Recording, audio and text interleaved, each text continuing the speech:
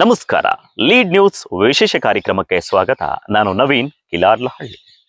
ಸಾಕಷ್ಟು ಭಕ್ತರಿಗೆ ಅಚ್ಚರಿಯನ್ನ ಉಂಟು ಮಾಡುತ್ತಿರೋ ಈ ಪ್ರದೇಶದ ಬಗ್ಗೆ ನಿಮಗೆ ಪರಿಚಯ ಮಾಡಿಕೊಡ್ತಾ ಇದ್ದೀನಿ. ಇವತ್ತಿಗೂ ಅದೆಷ್ಟು ಭಕ್ತರು ತನ್ನ ಭವ ಬಾಧೆಗಳನ್ನ ಹೊತ್ತು ತಂದು ಇಲ್ಲಿ ಸಂಕಲ್ಪ ಮಾಡಿ ಹೋದ್ರೆ ತಮ್ಮ ಇಷ್ಟಾರ್ಥಗಳು ಈಡೇರುತ್ತವೆ ಅನ್ನೋ ನಂಬಿಕೆಯಲ್ಲಿ ಭಕ್ತರಿದ್ದಾರೆ. ಇಷ್ಟಕ್ಕೂ ಆ ಸ್ಥಳ ಯಾವುದು ಅನ್ನೋ ಕುತೂಹಲ ನಿಮಗೆ ಮೂಡಿದ್ರೆ ಅದುವೇ ಪಾವುಗಡ ತಾಲೂಕಿನ ನಿಡಿಗಲ್ ದರ್ಗಾ. ತುಮಕೂರು ಜಿಲ್ಲೆಯ ಪಾವುಗಡ ತಾಲೂಕಿನ ನಿಡಿಗಲ್ಲು ಒಮ್ಮೆ ರಾಜಮನೆತನಗಳ ಆಡಳಿತ, ಪಾಳೆಪಟ್ಟುಗಳ ಪರಾಕ್ರಮ ಮತ್ತು ಯುದ್ಧಗಳ ಗರ್ಜನೆಗಳಿಂದ ಇತಿಹಾಸದಲ್ಲಿ ಮೆರೆದ ಶೌರ್ಯ ಭೂಮಿ. ನಿಡಿಗಲ್ಲು ಕೋಟೆಯ ವೈಭವ, ಸಾಮ್ರಾಜ್ಯಗಳ ಪಾದಸ್ಪರ್ಶ ಮತ್ತು ವೀರರ ಕಥೆಗಳು ಎಂದಿಗೂ ಈ ನೆಲದ ಗಾಳಿಯಲ್ಲಿ ಕೇಳಿ ಬರುತ್ತವೆ. ಆದರೆ ಇಂದು ಅದೇ ಐತಿಹಾಸಿಕ ನೆಲ ಮತ್ತೊಮ್ಮೆ ಕುತೂಹಲದ ಕೇಂದ್ರ ಬಿಂದುವಾಗಿದೆ. ಕಾರಣ ಗ್ರಾಮದ ಮಧ್ಯಭಾಗದಲ್ಲಿರೋ ಪುರಾತನ ಮಿರ್ಜಾ ಹುಸೇನ್ ವಲಿ ದರ್ಗಾ.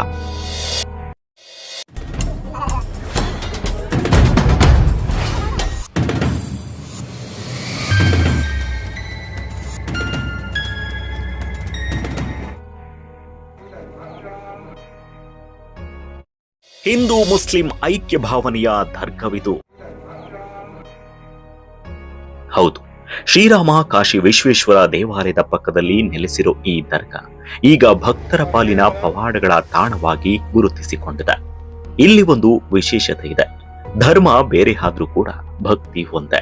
ಹಿಂದೂ ಮತ್ತೆ ಮುಸ್ಲಿಂ ಸಮುದಾಯದ ಜನರು ಯಾವುದೇ ಭೇದ ಭಾವ ಇಲ್ಲದೆ ಒಂದೇ ಭಕ್ತಿ ಭಾವದಿಂದ ದರ್ಗಾದಲ್ಲಿ ಪೂಜೆಯನ್ನ ಸಲ್ಲಿಸ್ತಾರೆ. ಕೆಲವರು ಚಾದರ್ ಅನ್ನ ಅರ್ಪಿಸ್ತಾರೆ, ಇನ್ನು ಕೆಲವರು ಸಕ್ಕರೆ ಪೂಜೆ ಮಾಡಿದ್ರೆ ಮತ್ತೆ ಕೆಲವರು ದೀಪ ಹಚ್ಚಿ ಮೌನ ಪ್ರಾರ್ಥನೆ ಸಲ್ಲಿಸ್ತಾರೆ. ಈ ಐಕ್ಯತೆಯ ದೃಶ್ಯವೇ ದರ್ಗಾದ ದೊಡ್ಡ ಶಕ್ತಿಯಾಗಿದೆ ಅಂತ ಸ್ಥಳೀಯರು ಹೇಳ್ತಾರೆ. 500 ವರ್ಷದಿಂದ ಇದು ನಡೀತಾ ಇದೆ. ಇಲ್ಲಿ ಹೆಸರು ಸೈಯದ್ ವಜಹುಲ್ಲಾ ಶಾ ಖದರಿ ಮಿರ್ಜಾ ವಲಿ ಆ ಹೆಸರು ಇತ್ತು. 500 ವರ್ಷದಿಂದ ನಡೀತಾ ಇದೆ. ಹಿಂದೂ ಜಾತಿ ಬರೋದು ಇಲ್ಲಿ ಮುಸಲ್ಮಾನರು ಸ್ವಲ್ಪ ಕಡಿಮೆನೆ. ಭಾಳ ವರ್ಷದಿಂದ 500 ವರ್ಷದಿಂದ ಅದೇ ನಡ್ಕೊಂಡು ಬರ್ತಾ ಇರೋದು. ಇವಾಗ ಒಂದು 5-6 ವರ್ಷದಿಂದ ಸ್ವಲ್ಪ ಮುಸ್ಲಿಂ ಸ್ವಲ್ಪ ಜಾಸ್ತಿ ಆಗಿದೆ. ಸಕ್ಕರೆ ಪೂಜೆ ಮಾಡಿದ್ರೆ ಇಷ್ಟಾರ್ಥಗಳು ಈಡೇರುತ್ತವೆ. ಮಕ್ಕಳಿಲ್ಲದವರು ಹರಕೆ ಹೊತ್ತರೆ ಸಂತಾನ ಭಾಗ್ಯ ಸಿಗುತ್ತೆ. ಇನ್ನು ಕಷ್ಟದಲ್ಲಿ ಬಂದವರು ನೆಮ್ಮದಿಯಾಗಿ ಮರಳುತ್ತಾರೆ. ಹೀಗೆ ಅನೇಕ ನಂಬಿಕೆಗಳು ಈ ದರ್ಗವನ್ನ ಸುತ್ತುವರೆದಿವೆ. ನೋಡ್ತಾ ಇದ್ದೀವಿ ಸರ್, ಚೆನ್ನಾಗಿ ಅನುಭವ ಇದೆ. ಚೆನ್ನಾಗೆಲ್ಲ ಮಕ್ಕಳಿಲ್ದ ಮಕ್ಕಳಾಗಿದ್ದಾವೆ. ಏನು ಅರಕೆ ಮಾಡ್ಕೊಂಡ್ರು ಅರಕೆ ಪೂರೈಸುತ್ತೆ, ಎಲ್ಲ ಆಗುತ್ತೆ. ನಮಗೂ 4 ವರ್ಷ ಮಗು ಇರಲಿಲ್ಲ, ನನಗೂ ಅರಕೆಯಿಂದಾನೇ ಆಗಿದ್ದು. ನನಗೂ ಮಗು 10 ಕಿಲೋಮೀಟರ್ ಹೋಗ್ಬೇಕು ಹಾಸ್ಪಿಟ್ಲಿಗೆ. ಏನೋ ನಮ್ಗೆ ಜ್ವರ ಬಂದು ತಲೆನೋವು ಬಂದು ಅಂದ್ರೆ ನಮ್ಮ ಅಮ್ಮಯ್ಯರು ನಮ್ಮ ಅಪ್ಪಯ್ಯರು ಹೇಳ್ತೀರ ಮಾತು. ಇಲ್ಲಿ ಶುಕ್ರವಾರ ದಿವಸ ಆಗಲಿ ಯಾವನಾಗಲಿ ಅವತ್ತು ನಮ್ಗೆ ಜ್ವರ ಬಂದಾಗ ಅವ್ರ ತಾತಗೆ ಹೋಗಿ ಸಕ್ಕರೆ ಸೋದಿಸ್ಕೊಂಡು ಅಲ್ಲೊಂದು ನೈಟ್ ಮಲ್ಕೊಂಡು ಬೆಳಿಗ್ಗೆ ಹೋದ್ರೆ ನಮ್ಗೆ ಜ್ವರ ಇಲ್ಲ. ಅವಾಗ ಹಾಸ್ಪಿಟ್ಲ್ ಇಲ್ಲ, ಬಸ್ ಕನ್ವೀನಿಯಂಟ್ ಇಲ್ಲ, ಇವಾಗೂ ಇಲ್ಲ. ಅವತ್ತು ನಮ್ಗೆ ಈ ದೇವರೇ ನಮ್ಮನ್ನು ಕಾಪಾಡಿರೋದು. ನಮ್ಮ ಊರ್ನ, ನಮ್ಮ ಗ್ರಾಮಸ್ಥನ ಯಾರು ಭಕ್ತನ್ನ. ಇತ್ತೀಚಿನ ದಿನಗಳಲ್ಲಿ ಮತ್ತೊಂದು ನಂಬಿಕೆ ಇಲ್ಲಿ ಹೆಚ್ಚು ಗಮನ ಸೆಳೀತಾ ಇದೆ. ತಮ್ಮ ಸಂಕಲ್ಪ ಈಡೇರಿದ ಭಕ್ತರು ದರ್ಗಾದ ಬಳಿ ಪೇಪರ್ ಅನ್ನ ಕಟ್ಟಿ ಹೋಗೋದು, ಬೀಗ ಹಾಕಿ ಹರಕೆ ತೀರಿಸೋದು ಈಗ ಭಕ್ತಿಯ ಪ್ರತೀಕವಾಗಿ ಕಾಣುತ್ತಿದೆ. ನಾವು ಕೇಳಿಕೊಂಡಿದ್ದು ನೆರವೇರಿತು ಎನ್ನುವ ನಂಬಿಕೆಗೆ ಸಾಕ್ಷಿಯಾಗಿ ಜನರು ತಮ್ಮದೇ ರೀತಿಯಲ್ಲಿ ಭಕ್ತಿ ಭಾವ ವ್ಯಕ್ತಪಡಿಸ್ತಾ ಇದ್ದಾರೆ. ಹೊಲವಲ್ಲಿ ನಮ್ಮ ಮುಸ್ಲಿಮ್ಸು ರಿಲೇಷನ್ಸ್ ಮುಲ್ಬಾಗಿಲರು ಅವ್ರದ್ದು. ಅವ್ರು ಬಂದು ಇಲ್ಲಿ ದರ್ಗಾದಲ್ಲಿ ಅರ್ಕೆ ಮಾಡ್ಕೊಂಡು ಹೋಗಿದ್ರು. 12 ವರ್ಷ ಮಕ್ಕಳೇ ಇರಲಿಲ್ಲ. ಆ ಥರ ತಿರುಗಿ 12 ವರ್ಷ ಆದಮೇಲೆ ಅವರು ನಾನಿಲ್ಲಿ ಬೆಲ್ಲ ಅರ್ಕೆ ಬಂದಿದ್ರು ಅವರು ಪೂಜೆಗೆ. ನಾನು ಯಾರೋ ಇದರಲ್ಲಿ ಬೆಲ್ಲ ತೂಕ ಮಾಡಿದರೆ ಅವ್ರ ಮಡ್ಲಲ್ಲಿ ಹಾಕಿದ್ದೆ. 4 ಉಂಡೆ 5 ಉಂಡೆ ಬೆಲ್ಲ ಮಡ್ಲಲ್ಲಿ ಹಾಕಿದ್ದೆ. 1 ವರ್ಷದ ಮುಂಚೆ ಬಂದು ನಿಮ್ಗೆ ಮಕ್ಕಳಾಗಿದೆ ಅಂತಂದೇಳಿ ಪಾಪ ಇದು ಮಾಡಿ ತಿರ್ಗಾ ಕಂತೂರಿ ಮಾಡಿ ಹೋದ್ರು. 6 ತಿಂಗಳ ಹಿಂದೆ ಕಳ್ಳತನವಾಗಿದ್ದ ಮೂರ್ತಿಗಳು ದರ್ಗಾ ಬಳಿ ಪತ್ತೆ. ಈ ದರ್ಗಾ ಕುರಿತ ಮತ್ತೊಂದು ಅಚ್ಚರಿಯ ಘಟನೆ ಇಡೀ ಪ್ರದೇಶದ ಜನರಲ್ಲಿ ಕುತೂಹಲ ಮೂಡಿಸಿದೆ. ಸುಮಾರು 6 ತಿಂಗಳ ಹಿಂದೆ ದರ್ಗಾದ ಪಕ್ಕದಲ್ಲಿರುವ ಬಾಬಯ್ಯ ಗುಡಿಯ ದೇವರ ಮೂರ್ತಿಗಳನ್ನ ಯಾರೋ ಕಿಡಿಗೇಡಿಗಳು ಕದ್ದೊಯ್ದಿದ್ರು. ಘಟನೆ ಬಳಿಕ ಗ್ರಾಮಸ್ಥರಲ್ಲಿ ಆತಂಕ ಮನೆ ಮಾಡಿತ್ತು. ಆದ್ರೆ ಆಗ್ಲೇ ಕೆಲ ಹಿರಿಯರು ಒಂದು ಮಾತನ್ನ ಹೇಳಿದ್ರಂತೆ. ಯಾರು ಕದ್ದಿದ್ದಾರೋ ಅವರೇ ಒಂದು ದಿನ ಮರಳಿ ತಂದು ಹಿಡ್ತಾರೆ. ಆ ಮಾತು ಇದೀಗ ನಿಜವಾಗಿದೆ. ಹೌದು, ಘಟನೆ ನಡೆದ 6 ತಿಂಗಳ ಬಳಿಕ ರಾತ್ರಿ ವೇಳೆ ಯಾರೋ ಅಪರಿಚಿತರು ಕದ್ದೊಯ್ದಿದ್ದ ದೇವರ ಮೂರ್ತಿಗಳನ್ನ ಮರಳಿ ತಂದು ದರ್ಗಾದ ಬಳಿ ಇಟ್ಟು ಹೋಗಿದ್ದಾರೆ. ಇಷ್ಟೇ ಅಲ್ಲ, ಹೊಸದಾಗಿ ಮಾಡಿಸಿದ ಇನ್ನೆರಡು ಬಾಬಯ್ಯ ಮೂರ್ತಿಗಳನ್ನು ಅಲ್ಲೇ ಇರಿಸಿ ಹೋಗಿರೋದು ಇನ್ನಷ್ಟು ಅಚ್ಚರಿಗೆ ಕಾರಣವಾಗಿದೆ.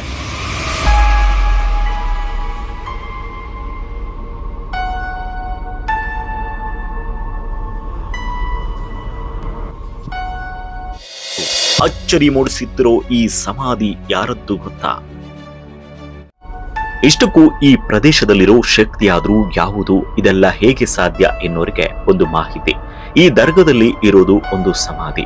ಇದು ಯಾರದ್ದು ಎನ್ನುವ ಪ್ರಶ್ನೆಗೆ ಹಿಂದೊಮ್ಮೆ ಹೈದರಾಬಾದ್ ಭಾಗದಿಂದ ಬಂದಿದ್ದ ಮಿರ್ಜಾ ಹುಸೇನ್ ವಲಿ ಎಂಬ ಸಾಧು ಇಲ್ಲೇ ನೆಲೆಸಿದ್ರಂತೆ. ಜನರ ಕಷ್ಟಗಳಿಗೆ ಸ್ಪಂದಿಸಿ ಅನೇಕ ಚಮತ್ಕಾರಗಳನ್ನ ತೋರಿದ ಅವರು ಆ ಕಾಲದಲ್ಲೇ ಅಪಾರ ಭಕ್ತರನ್ನ ಸಂಪಾದನೆ ಮಾಡಿದ್ದರು ಎನ್ನಲಾಗುತ್ತೆ. ಇಲ್ಲಿನ ಹಿರಿಯರು ಹೇಳುವ ಮತ್ತೊಂದು ಕಥೆಯು ಕುತೂಹಲ ಕೆರಳಿಸುತ್ತೆ. ವ್ಯಾಪಾರಕ್ಕೆ ತೆರಳುವವರು ಮೊದಲು ಮಿರ್ಜಾ ಹುಸೇನ್ ವಲಿ ಅವರ ಬಳಿ ಬಂದು ಬೋಣಿಗೆ ಮಾಡಿಕೊಂಡು ಹೋದ್ರೆ ವ್ಯಾಪಾರ ಚೆನ್ನಾಗಿ ಆಗ್ತಿತ್ತಂತೆ. ಆ ಆಶೀರ್ವಾದ ಹೊಂದಿದ್ರೆ ಖಾಲಿ ಕೈಯಲ್ಲಿ ಯಾರೂ ಕೂಡ ಮರಳುತ್ತಿರಲಿಲ್ಲ ಎಂದು ಇಂದಿಗೂ ಭಕ್ತಿಭಾವದಿಂದ ಪೂರ್ವಿಕರ ಜಾನಪದ ನೆನಪಿಸಿಕೊಳ್ತಾರೆ. ಜಗದೀಶ್ ಅಂತ ನಿಡ್ಗಲ್ಲು, ಇಲ್ಲಿ ಸೈಯದ್ ವಜೀವುಲ್ಲಾ ಶೇಖ್ ದರ್ರಿ ಅಂತ ನಮ್ಮ ಊರಲ್ಲಿ ಒಂದು ಪುರಾತನವಾದ ಒಂದು ದರ್ಗಾ ಇದೆ. ಆ ದರ್ಗಾದ ಶಕ್ತಿ ಏನಂದ್ರೆ ಯಾರೇ ಕಷ್ಟ ಅಂತ ಬಂದರೆ ಎಲ್ಲ ಪರಿಹಾರ ಸಿಗ್ತದೆ. ಜೊತೆಗೆ ಈ ಹಳೇದೇನಂದ್ರೆ ರಾಜರ ಮಹಾರಾಜರ ಕಾಲದಲ್ಲಿ ಈ ರಾಜಬೀದಿಯಲ್ಲಿ ವ್ಯಾಪಾರಸ್ಥರು ಇರ್ತಾರೆ. ವ್ಯಾಪಾರಸ್ಥರ ಹತ್ರ ಯಾರೇ ಬೆಳಿಗ್ಗೆ ಹೋಗಿ ಅವರು ವ್ಯಾಪಾರ ಏನಾದರೂ ಒಂದು ಚಿಕ್ಕದಾಗಿ ತಗೊಂಬಿಟ್ರೆ ಅಲ್ಲಿ ಅವ್ರಿಗೆ ಒಳ್ಳೆ ರೀತಿ ವ್ಯಾಪಾರ ಆಗ್ತಾ ಇತ್ತು ಅಂತ ಒಂದು ನಂಬಿಕೆ. ಮತ್ತು ಈಗ ಸಹ ಯಾರ್ಯಾದ್ರೂ ಕಷ್ಟ ಅಂತ ಬಂದರೆ ಎಲ್ಲ ನೆರವೇರ್ತದೆ ಇಲ್ಲಿ ಅಂತ ಒಂದು ನಂಬಿಕೆ ಇದೆ. ಇಂದು ಕರ್ನಾಟಕ ಮಾತ್ರವಲ್ಲ, ಆಂಧ್ರ ಪ್ರದೇಶ ಸೇರಿದಂತೆ ವಿವಿಧ ರಾಜ್ಯಗಳ ಮೂಲೆ ಮೂಲೆಗಳಿಂದ ಭಕ್ತರು ಇಲ್ಲಿಗೆ ಆಗಮಿಸುತ್ತಾರೆ. ಕೆಲವರು ಆರೋಗ್ಯಕ್ಕಾಗಿ, ಇನ್ನು ಕೆಲವರು ಕುಟುಂಬ ಸಮಸ್ಯೆಗಳ ಪರಿಹಾರಕ್ಕಾಗಿ, ಇನ್ನು ಕೆಲವರು ತಮ್ಮ ಇಷ್ಟಾರ್ಥ ಈಡೇರಿಸಿದ ಬಳಿಕ ಮತ್ತೆ ಮತ್ತೆ ಇಲ್ಲಿಗೆ ಬರ್ತಿದ್ದಾರೆ. ವರ್ಷಕ್ಕೊಮ್ಮೆ ನಡೆಯೋ ಉರುಸು ಮಹೋತ್ಸವವು ಅಪಾರ ವೈಭವಕ್ಕೆ ಸಾಕ್ಷಿಯಾಗಿ ನಿಂತಿದೆ. ಹಿಂದಿನ ದಿನಗಳಲ್ಲಿ ದೇವರ ಮೂರ್ತಿಯನ್ನ ಕುದುರೆಯ ಮೇಲೆ ಮೆರವಣಿಗೆ ಮೂಲಕ ಗ್ರಾಮದ ಮಧ್ಯಭಾಗಕ್ಕೆ ತಂದು ರಾತ್ರಿ ಪೂರ್ತಿ ಪೂಜೆಯನ್ನ ಮಾಡಿ ಪ್ರಾರ್ಥನೆ ಹಾಗೂ ಧಾರ್ಮಿಕ ಕಾರ್ಯಕ್ರಮಗಳನ್ನ ನಡೆಸಲಾಗ್ತಿತ್ತಂತೆ. ಆದರೆ ಕಾಲ ಬದಲಾಗ್ತಾ ಇದೆ. ಈ ವೈಭವದ ಸಂಕೇತವಾಗಿದ್ದ ದೇವರ ಕುದುರೆಗಳು ಈಗ ಕಾಣಿಸದೆ ಹೋಗಿರೋದು ಸ್ಥಳೀಯರಲ್ಲಿ ಬೇಸರ ಮೂಡಿಸಿದೆ. ಹಿಂದೂ ಮುಸ್ಲಿಂ ಅಂತ ಯಾವುದೇ ಭೇದ ಭಾವ ಇಲ್ಲ.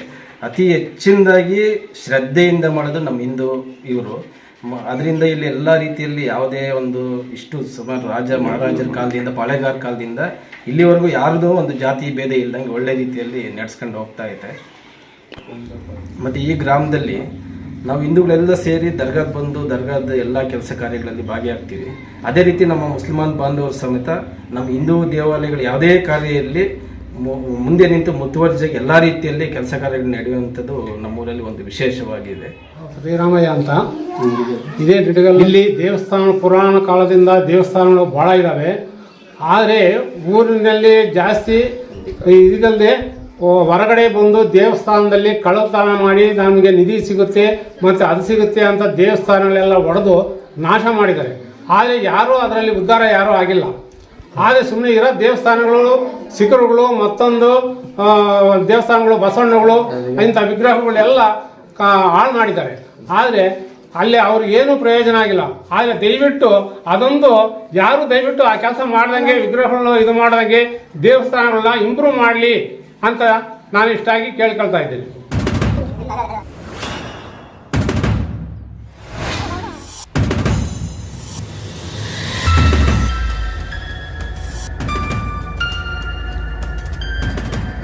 ನೋಡಿದ್ರಲ್ಲ ವೀಕ್ಷಕರೇ, ಒಮ್ಮೆ ನಿಡ್ಗಲ್ ಸಾಮ್ರಾಜ್ಯ ಆಡಳಿತ ಶೌರ್ಯಕ್ಕೆ ಸಾಕ್ಷಿಯಾಗಿತ್ತು. ಇವತ್ತು ಅದೇ ಸ್ಥಳದಲ್ಲಿ ಭಕ್ತಿ, ನಂಬಿಕೆ, ಅಚ್ಚರಿಗಳಿಗೆ ಪ್ರತೀಕವಾಗಿ ನಿಂತಿದೆ.